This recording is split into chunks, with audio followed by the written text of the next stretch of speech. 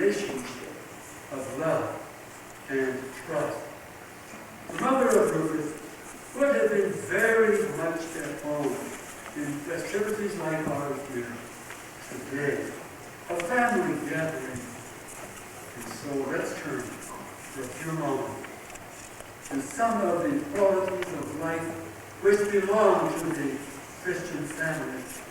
The first of these, of course, is love itself. In 1 John we read, "We love because he first loved us." There's really no other way. Now this is my husband, Marvin. This is my husband. I got your picture, so I noticed. He's been working with that more than I have, so he recognizes me. Is that Allan? Mary Beth, I'm out. Hi. Oh my gosh. Howie. I'm a politician. How many votes did you get? A lot of them. You never want to shake hands with me again. Yeah, that's all right. Well, at least Daddy keeps you in the old wet fish. Oh, I hate a wet noodle. They were asking about show. We are asking. We are. Are you girls singing? Yeah. Oh, yes, he is. He's the drama. We're singing and doing a sketch. Okay. This kind of do like this. Lay all your legs out. There it is.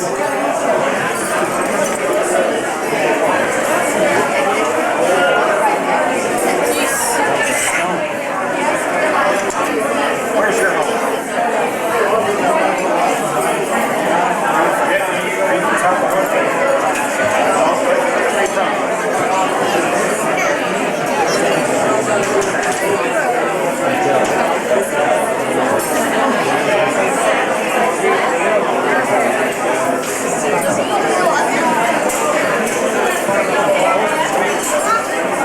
For 35.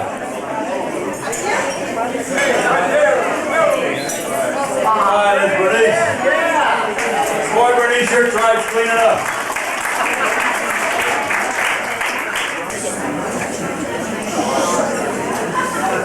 Well, we go to the front stage again, 105.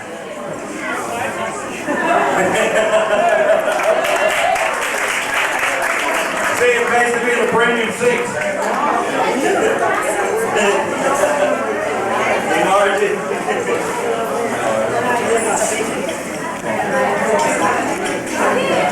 How we doing eating like that? Still that's one of Gary's tribe.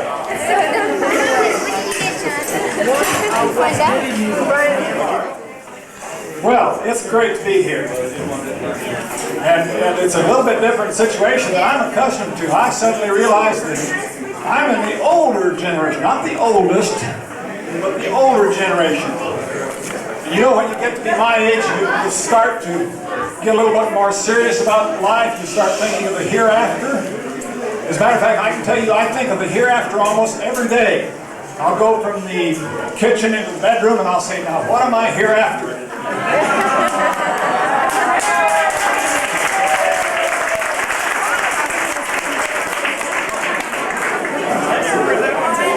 You know, Louise and I live in Houston, Texas, and our children are all out of the nest now. Our nest is empty. Well, not quite. We have a couple of cats. I suppose some of you have pets too. You know, a few weeks ago, early in the morning, someone knocked at my door. It was a lady. I didn't know her at all. And she had a sad look on her face, and she says, "Sir, I'm sorry to have to tell you this, but I think I ran over your cat."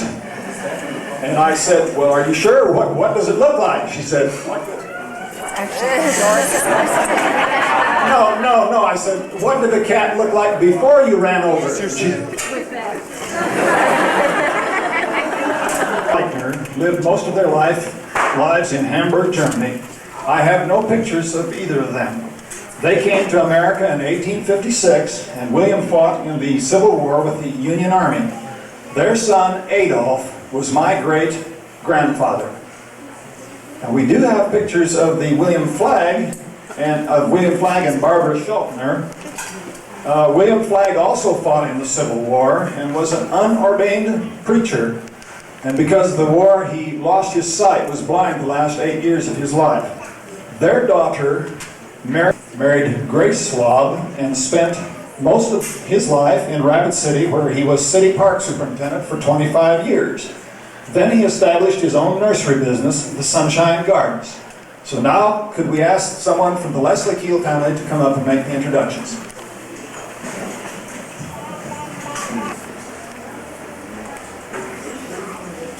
I would first of all introduce my wife, Beth. Beth recently retired from a job as church caller. Now so she devotes more of her time to art painting. We have 4 children. Jerry is secretary, also living in Las Vegas. Mary, our daughter Mary, and Steve Swenson, Mary Swenson, and Steve is a computer programmer for Iowa Heat. Mary is a church secretary. That takes care of it.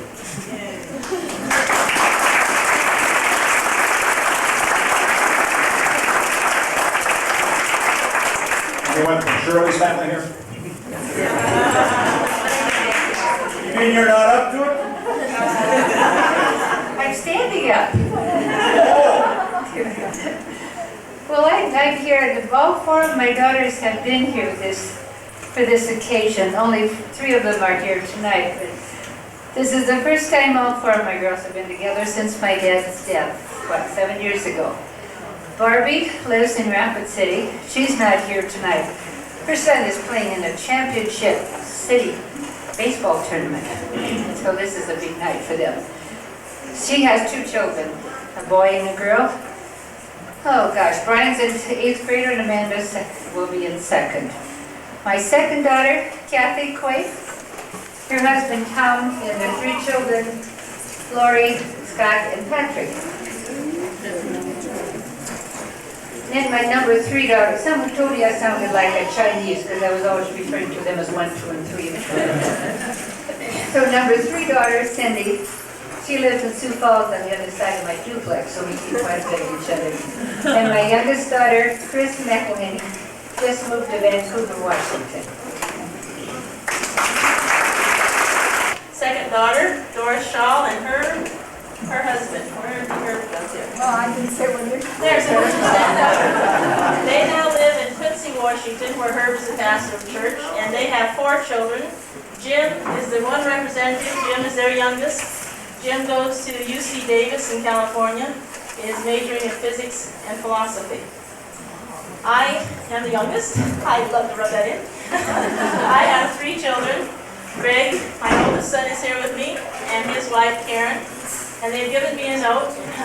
Both of them work as tech support technicians. Greg with International Imaging Services. Systems, I never remember. And Karen with Computer Associates. And then our daughter, Denise, is not with us tonight, but then my youngest son, Ken, is here. Ken is a student, and we're not quite sure what he's majoring in. Girl. He does want to go into photography of some kind, but probably will have to have a more money-making major. I guess that's us. Judy, you mentioned Dwight and Mark, did you? Oh, I thought we were supposed to mention the ones that were here. Oh, no. Oh, you want them all? Well, then there's Mark, which Doris and Herb's oldest son, Mark Shaw, lives in Sacramento. He's married to Tanya, and they have 3 children, Sonia, Sophia, and Adam. Dwight and Karen Shaw live in Arizona, and they just had a little baby in December, Caroline. And then there's Steve and Patty Browning, who live in Seattle, Washington. Have I forgotten anybody else? Your mother. Oh, well, that's what I was going to mention first. My mom's 91 years old, lives in Hayward, California, in a convalescent hospital, and she did send greetings. She knew where I was going, and she wanted to come. Health-wise, that wasn't practical, but I told her to bring back lots of pictures. As a last bit of information, in case you hadn't heard, the bulletins that we used in this morning's worship service were printed by Steve and Patty Browning at their expense.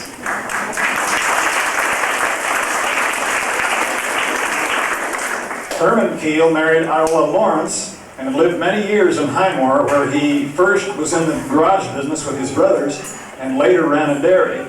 They moved to Los Angeles in 1954 and returned to Woonsocket, South Dakota in later years.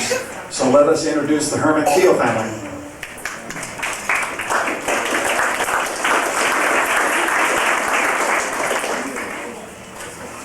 First of all, I think you better introduce the most important person, Mom, Iola Kiel.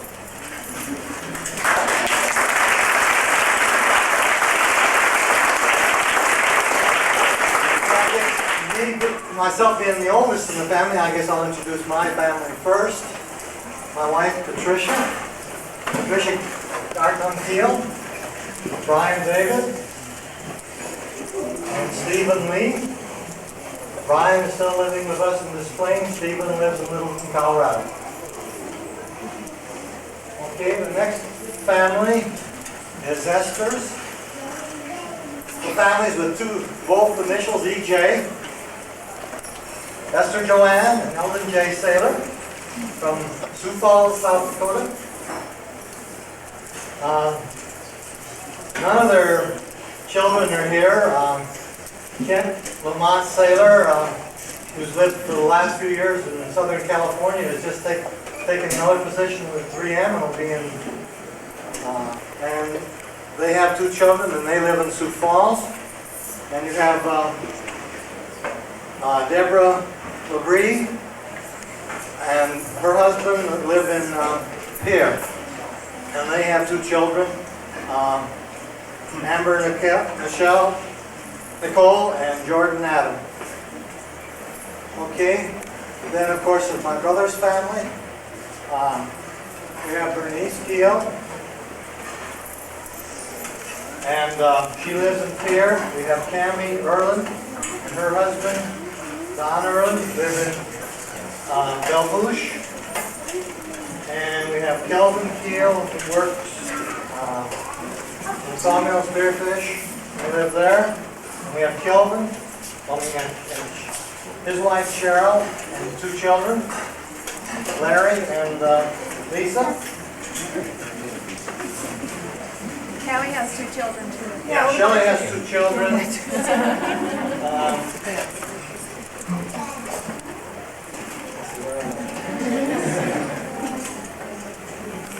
Works for the Army Corps of Engineers.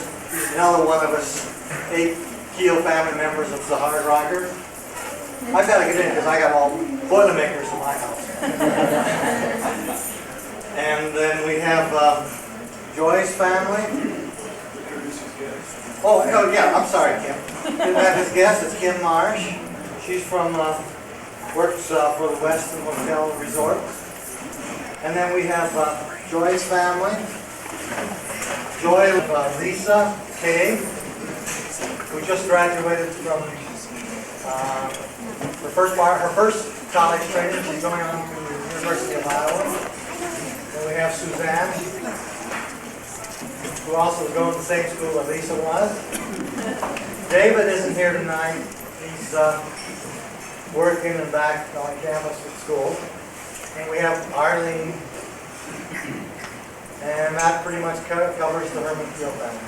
31, where he was a partner with his brothers in the garage business.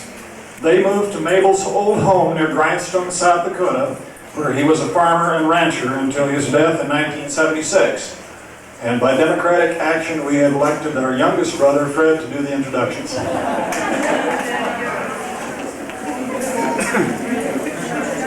Where's your notes, Fred? Well, he already did the easiest part. I was going to tell you who I am, but he already did that, so it's going to be somewhat of a daunting task for me, since I am known for having trouble remembering my daughter's names. I even called Anna, the youngest, Minnie one day, and Minnie was our cat.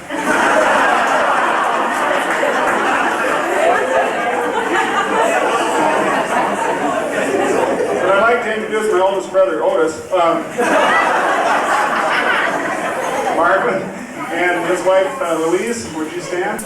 And then I'd like to introduce their oldest son, Rick, and his fiancee, Tina Curran, from California. They say that they're getting married and even have plans for the number of children they're having, but they have no wedding date yet. So. Next comes Rodney and his wife, Gayla. They live in Oklahoma. And youngest is Marcine and her husband, Jock Lord, and their little girl, Julia, in the back. And that's the Marvin Kiel clan.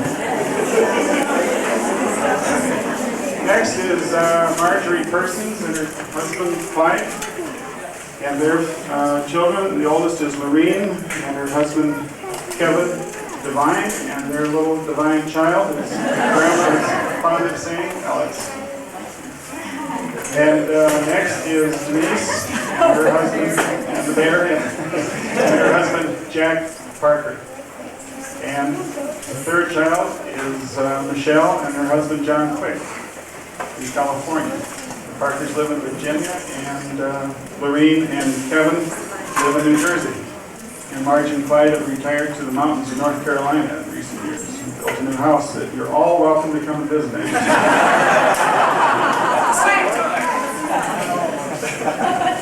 Next is the Lauren Kiel family, Lauren and Rose, and they live on the family ranch in South Dakota.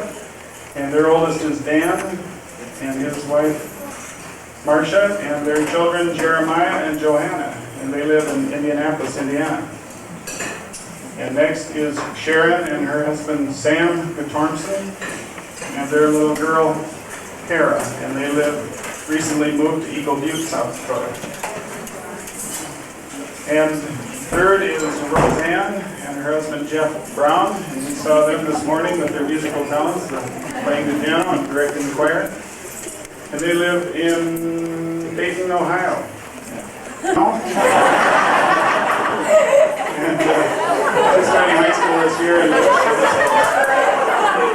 so it's a Lauren Kiel clan. And their two children, Billy and Katie. That's the Dolores John Kiel Johnson's crew. The one that started all this. Oh, well, I'm coming to the best last. Then there's my children, starting with the oldest is Kelly. And then, let's see, Amy, and then Fran, and then Anna, and then Jordan, and then their mother, Sandy. And I'll let you figure this out. She's 31 and her oldest child is 29.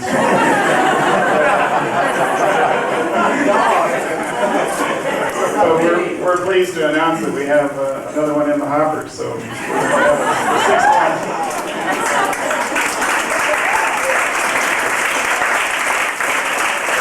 14 years now, and I tend to think of this more as the Mabel Kiel clan. So I'd like to have you see my mom, Mabel Kiel. Mom, would you stand?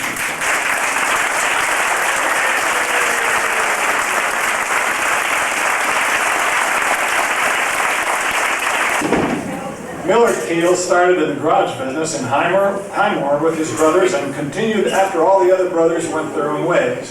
He had a propane business.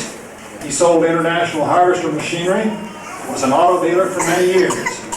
He married Agnes Crane, who died of cancer in 1948, and he was remarried to Marion Henderson and lived in Highmore until his death in 1986. Let's introduce the Millard Kiel family.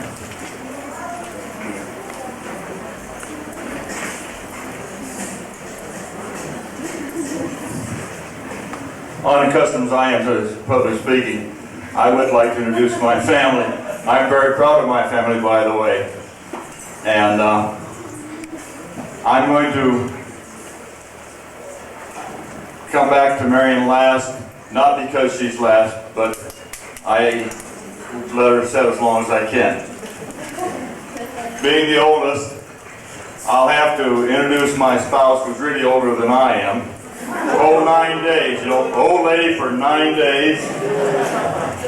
Helen is a school secretary, a school district secretary in the personnel office.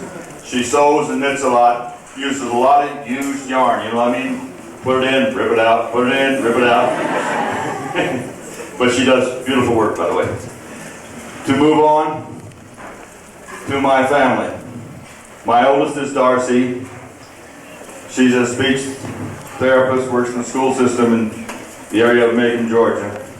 She's married to a gentleman I think you've all seen before, Brian Hatton. Stand up, Brian. Brian runs the Uncommon Market. It's the best little sandwich shop at 3rd and Cherry in Macon, Georgia you ever saw. And we're very happy to have Brian cooking for us every so often. His yogurt's delicious. My second and fuzziest child is Darwin. Darwin works for the Alabama Gas Company as a comptroller of pipelines. His wife, Sarah, is a registered nurse. She currently is specializing in homemaking, and she works in a child counseling, or what do you call it, Sarah? I work at a prenatal clinic for crisis pregnancy center. Prenatal clinic for crisis pregnancy. She is the clinic director. It's a volunteer job. Has a lot of responsibilities, but it's a great job. They also do mission work through their church at the Talladega. Is Dale. Dale spends money for CNS Bank in Atlanta. You know, he doesn't talk in nickels and dimes. He talks in 1 meg, 2 meg type things. Alabama, as Sarah did, you know, but we'll forgive them because the kids are Auburn graduates, you know. Beth is a hearing impaired teacher. She is stepping away from that to take over the directorship of the church nursery in their church. They are very active with the MYF group in their church. As you see, I'm very proud of my children. His better half is Dee back there, LeRoy Kiel. And she is basically one of the best homemakers in Southern California, right? From Vista, California? Oh, you didn't win any contest, okay. And their oldest child, Karen, has just left New Jersey for the fruited plains or unfruited plains of Oklahoma. She's been attracted away by a very handsome man, Frank Lackey, and they're making plans in September. And they do some kind of work. She can't get a job out there because Frank's already got it. Now figure that one out.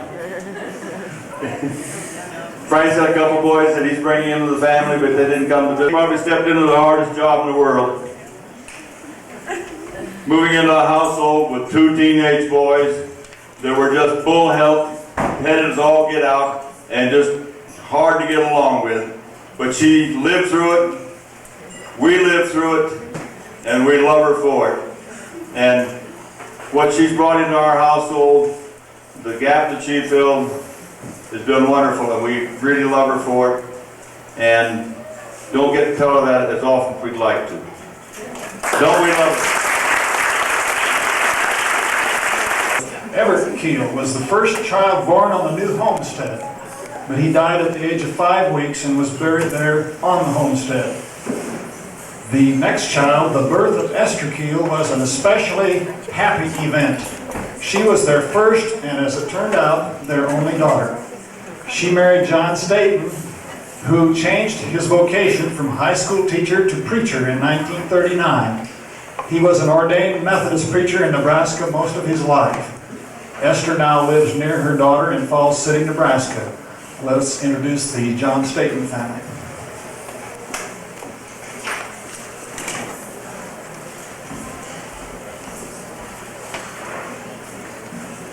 I'm LeRoy Stayton, and I'm the oldest of the Stayton children. I'd like to start off first by introducing my mother, who we're very happy that she could be with us. Mom, can you help her stand up there? Allan. And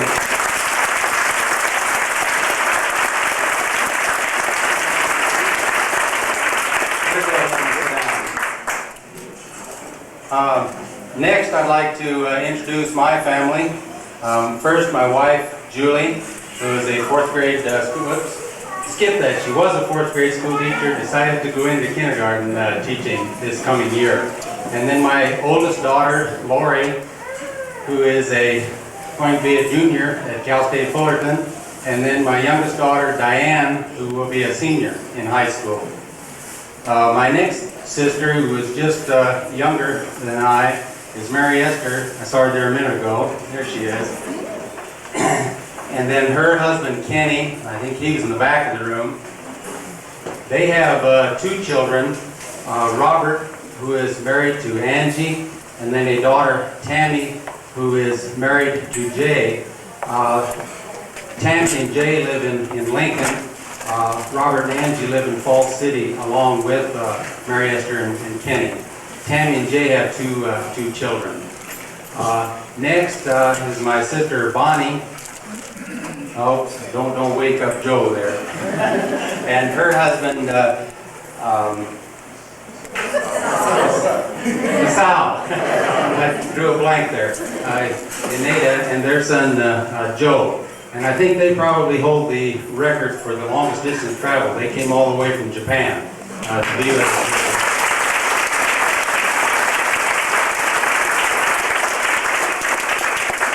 And that's the Stayton clan.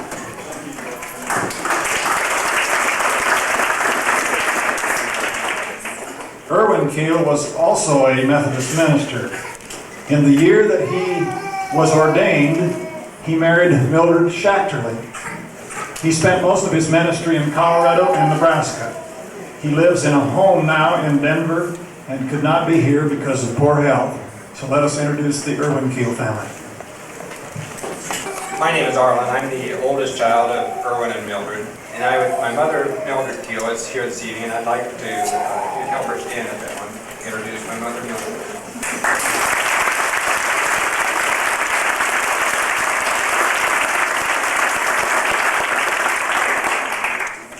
Mother lives in a retirement home in Fort Collins, Colorado, and makes her home there near both my brother Ron and sister Jean, who are in Denver. To go on, I'd like to introduce the rest of my family. First of all, my wife, Sue. Sue is a teacher's aide in the Grand Island Public School District. We live in Grand Island, Nebraska. Our oldest daughter, Teresa, just graduated from high school this spring and is entering Hastings College this fall with a biology major, planning to go into pre-med. Our second daughter, Christy, is a junior in high school this year and thinks possibly ambitions toward architecture later on, but hasn't made a decision for sure. That's our family. My next brother, Ron, was unable to be here tonight. He's married, has a wife, Lori, and they have 2 children, Mandy and Terry. My sister, Jean Kiel Thatcher, and her husband, Jeff, and Jeff's son, Chris, are here. Jeff also has another son, Justin, who is unable to be here tonight. Jean has her own business, environmental consulting business. She works out of her home there in Littleton, Colorado. And Jeff works for an engineering firm and is just in the process of switching to working for another engineering firm in the Denver area, primarily in business development work, and travels extensively throughout the United States. So this is the Erwin Kiel clan. Fred Kiel was the first of the family to graduate from the South Dakota School of Mines with a degree in chemical engineering.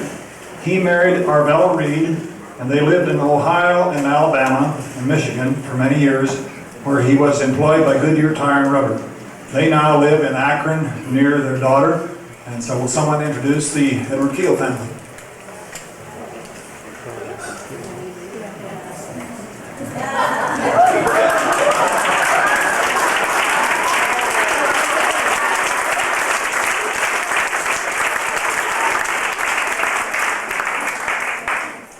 Hi, my name is Julie Griffin. I'm grandchild. My sister is Judy Griffin. My mom, Marlene, and my dad, Trent.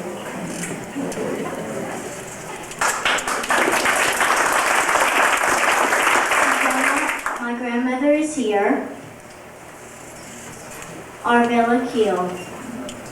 And my grandpa is here, Eddy Kiel.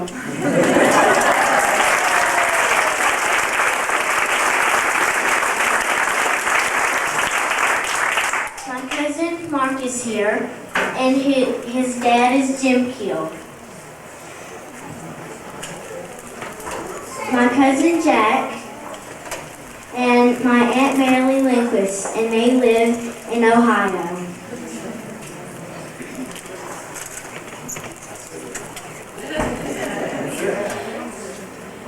I think she did a wonderful job.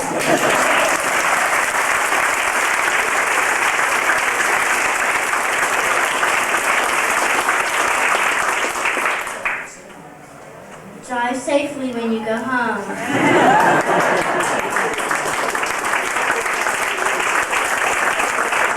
When I talk in front of people, I'm usually talking to children, and I usually have my dog with me. For those of you who are interested in knowing the reasons for that, can feel free to ask me later. I do give autographs. A lot of you people, I never realized that I had so many relatives.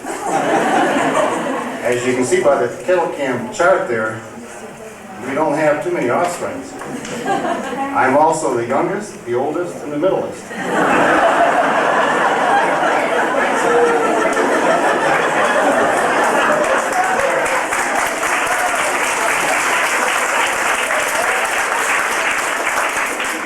Now, if my dog were here, he'd bark. No, it's as being an only child, living away from the Kiel clan, we probably got back, 3-4 times through my childhood. I'm not trying to pick favorites here, but Roger and Allan are really the only two cousins that I remember by name. We did do some things, I guess, in Minneapolis a couple times that we don't want to discuss. It's a real pleasure for us to be here. I have 3 children. I have a son who is 30, who is married, has 2 grandkids, or has 2 kids. I have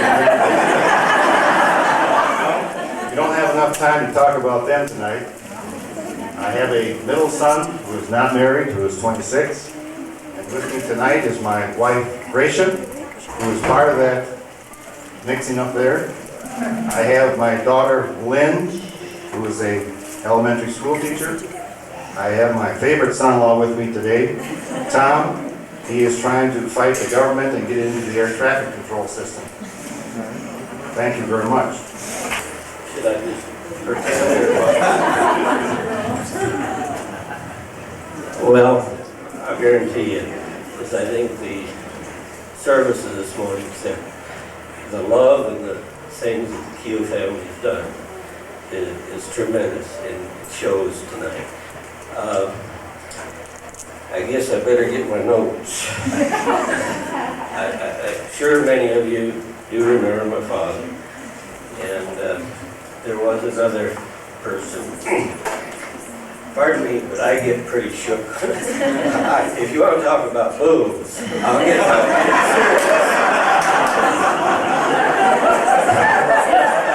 Fred, don't take that personally.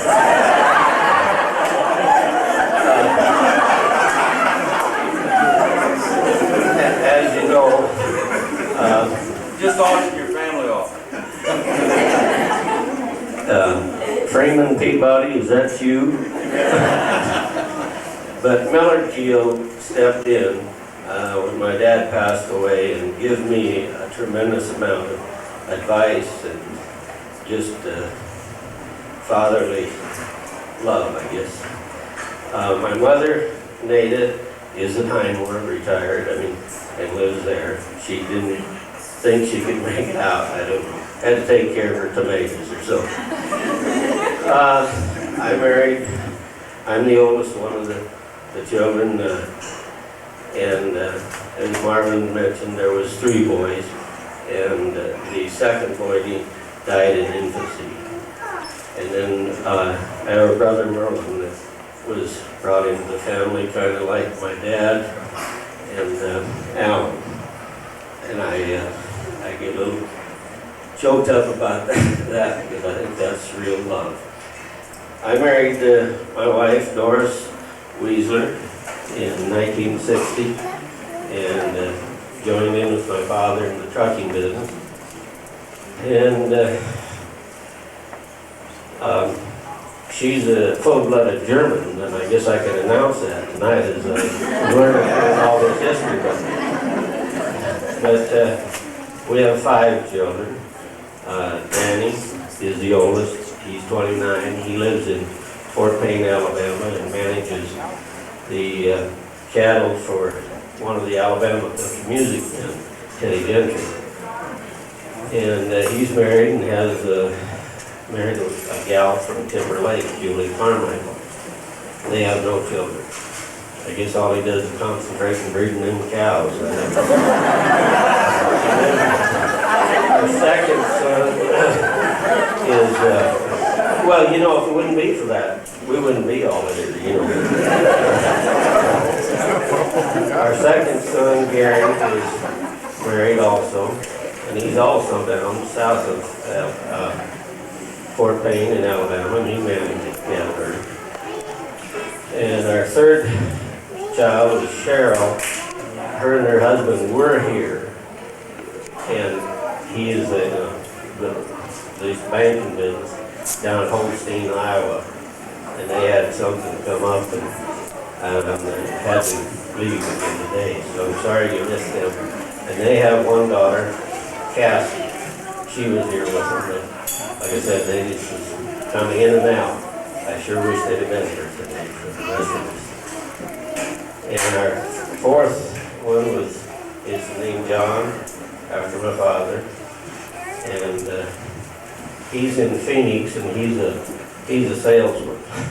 And he sells on telephone or something. I guess he likes it, so he wasn't much for running a pitchfork. And then our youngest is here, Patricia. She's 14 and will be a freshman in high school in Highmore. And she's kind of a horse lady. I guarantee you, she can sit on a horse and make it do things.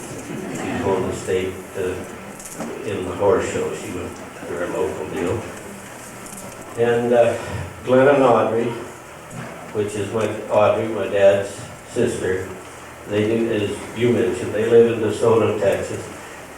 And they have 2 children, Kenny and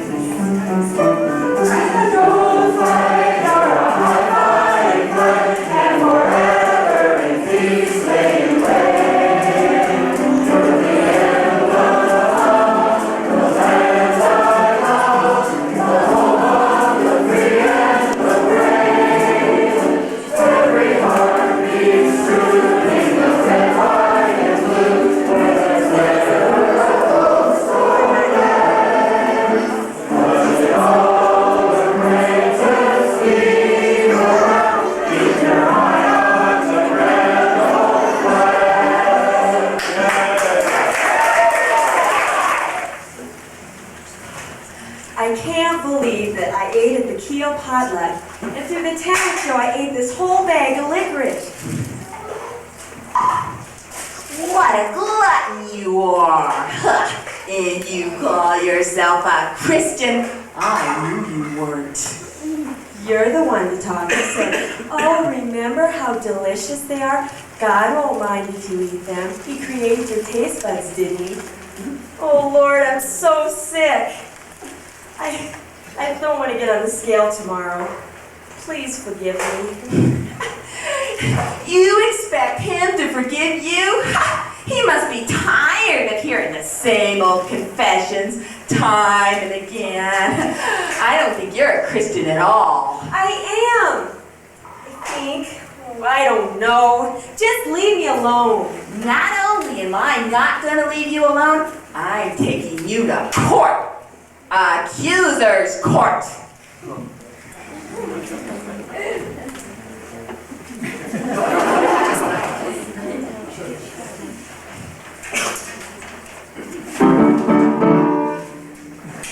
This is the plaintiff, B.L. Zebub. He says the defendant keeps going back to her same old sins, and thus owes plenty in guilt, self-hatred, and depression. This is the defendant. Oh no, not again. She knows she's a Christian, and that God has forgiven all her past sins. But she's not quite sure that God forgives the one she keeps returning to. Hi, I'm Doug the Melon. And welcome to Accuser's Court. This is the case of, oh where has my forgiveness gone? The plaintiff, Beelzebub, says the defendant deserves all the punishment she can get for her continued sinning. The defendant admits her sinning. She knows as a Christian her sins are forgiven, but finds it hard to bear up against the constant accusation. Let's see what Judge Whackner will think of the case. The parties have been sworn, and I've read the complaint. You say the defendant is constantly sinning? I have a stack of affidavits, Your Honor. Friday, she yelled at her husband. Tuesday, she overslept and missed an important presentation at work. Thursday, she ate a whole cheesecake all by herself. I think I get the point. Mrs. Again, what's your side of the story? Well, it started a few years ago when I realized that my life is going nowhere with God. So I admitted to God that I'm a sinner, and I asked Jesus into my life. But lately... Hold it. What's this case doing wasting my time? You're a Christian? Don't you know Christ died for your sins? Once and for all. Haven't you heard of double jeopardy? Well, yes. I cannot be tried twice for the same crime. Exactly. Christ paid the penalty for all your sins, past, present, future. What's left for you to pay for? Judgment for the defendant. So the judge finds for the defendant in this most interesting case. That's it for this case and also for this installment of Accuser's Court. So the next time you're accused and you're guilty, don't take the guilt into your own hands. Repent and take it to Christ.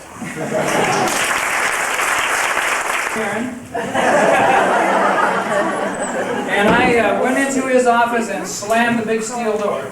This office was the biggest mess you've ever seen. There were things piled on top of desks, on top of bookcases, and at the very top shelf was a microscope. And when I slammed the door, the microscope came tumbling off, and I grabbed it just before it hit the floor. And I slammed it down on his desk, and I read him the riot act. I said, nobody should keep an office like this. It's absolutely a pigsty. He leaned back and he said, well, Roger, you know, there are two kinds of people in the world. There's the folks that I'll call the first kind. They come to work in the morning to a clean office. Everything's in absolutely tip-top shape. They make coffee, they sit down, wait for the morning mail. When it comes in, they read it. They send all that stuff on. If they want somebody else to work on, they throw all the rest in the wastebasket. They clean off the desk, go to lunch. Repeat the same performance in the afternoon. They have an exquisite office, and they do absolutely nothing of benefit. And then there are the people I'll call the second kind. They're working extremely hard every day. They don't have time to clean up after themselves. They simply have to get on with the job. And so their office is always a mess. He said, you know, Roger, I'm the first kind. I'm just not good at it. Four wet pigs. Here's a little song about four wet pigs. Two of them little, two of them big. They danced all night at the big town jig. Okay, now I see you already started to do a little jig. I'd like to keep you segregated there, the big pigs and the little pigs. Maybe guys step on a little bit closer to the front of the stage so they can see you. Do a little jig like the old guys are doing here. Now here's a little song about four wet pigs. Here's a little song about four wet pigs. Two of them little, two of them big. Danced all night at the big town jig. There you go. Two little kids have grown. Two that were big as a barn. Big as a barn, tall as a tree. Take them all down to the factory. Butcher, would you come out and get these two that are ready to be butchered and take them on back to the factory?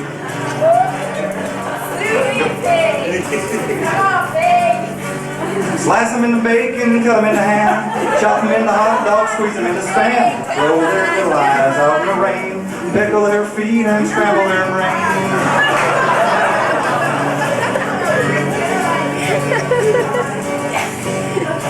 Come on, butcher, do your thing. What do you got to show for it?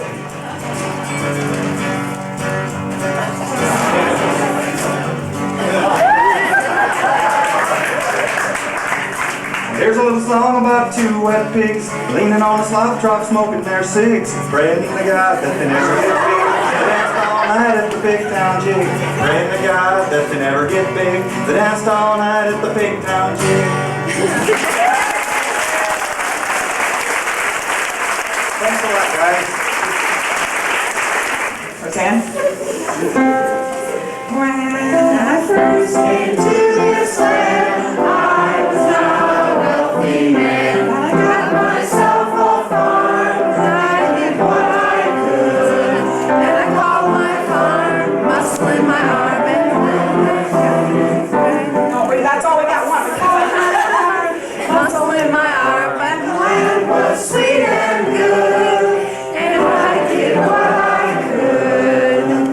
When I first came to this land, I was not a wealthy man, but I got myself a shack, and I did what I could.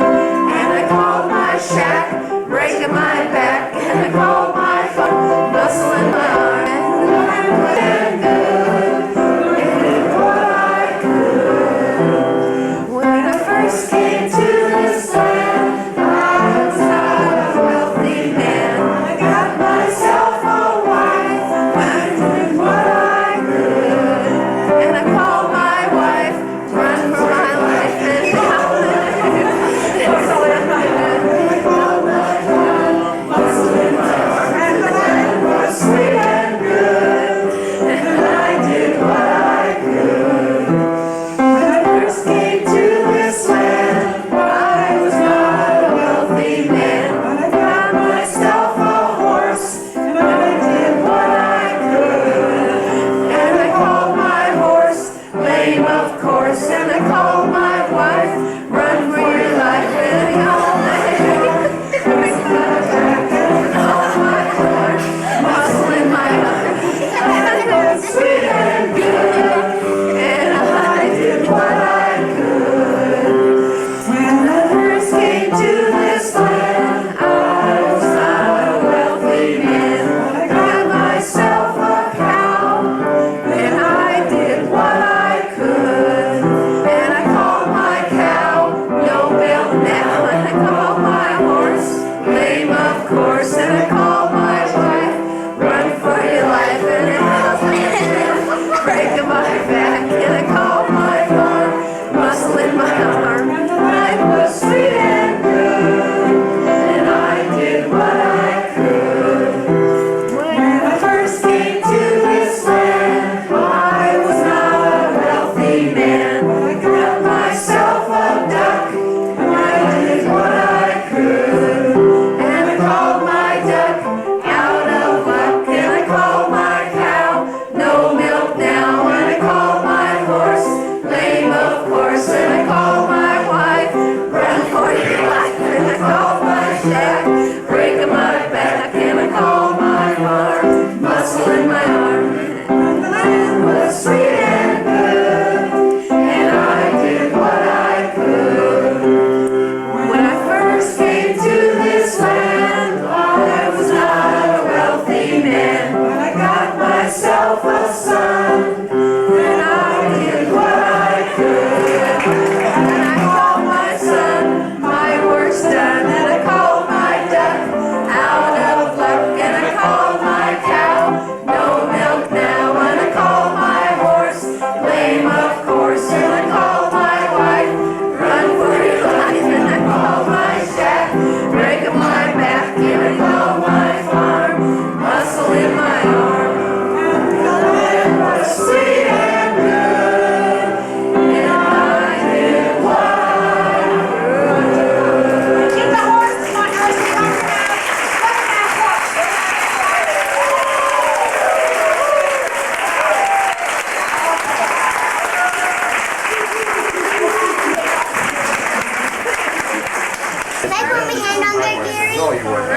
tried to Christian and the Methodist church in high school. Well, I grew up in the Congregational church, and then Arlin grew up in the Methodist church. We got married and we go to Presbyterian.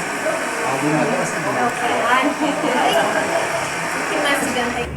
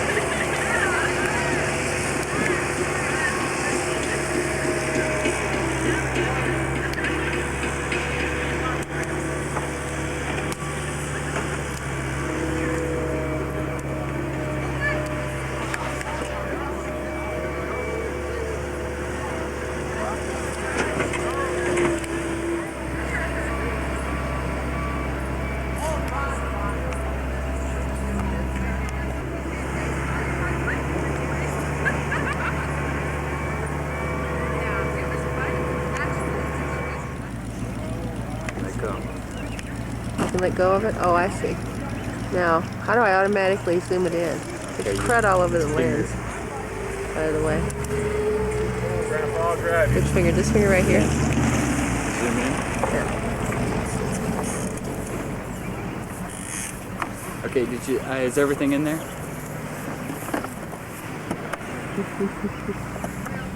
Rachel will get a kick out of this. There's junk all over the lens. Okay, how do I stop? Press the red button again.